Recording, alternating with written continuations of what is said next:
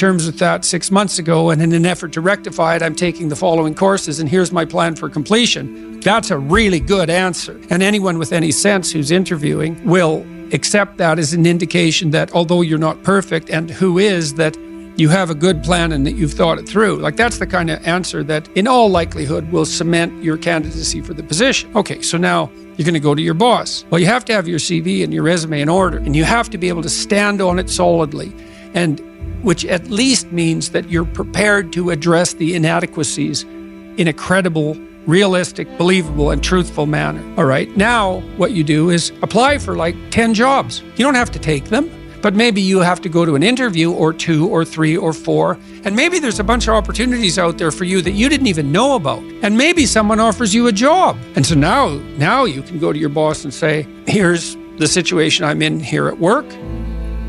Here's my evaluation of the problems in relationship to me. Here's what I could do for you if you gave me a 40% raise and the opportunity to progress, but I'd like to see a plan for that.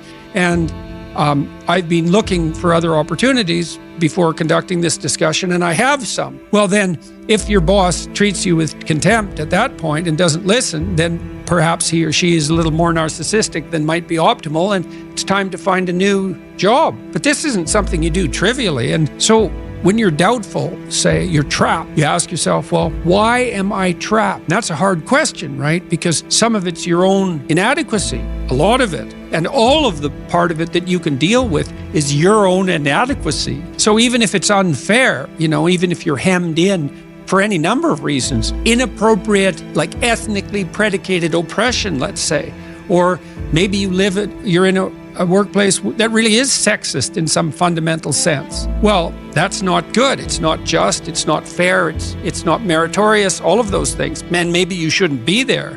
But what you can do to begin with is every bloody thing you possibly can do to put yourself in the most virtuous and powerful negotiating position possible. And you have to think like a snake in some sense to do that. You got to get the details right. You have to be prepared to bite, and you have to have your eyes on the prize, so to speak. And people aren't taught this sort of thing ever, really. They're not taught how to negotiate. They're not taught how to goal set. They're not taught how to conceptualize appropriate success in some broad sense.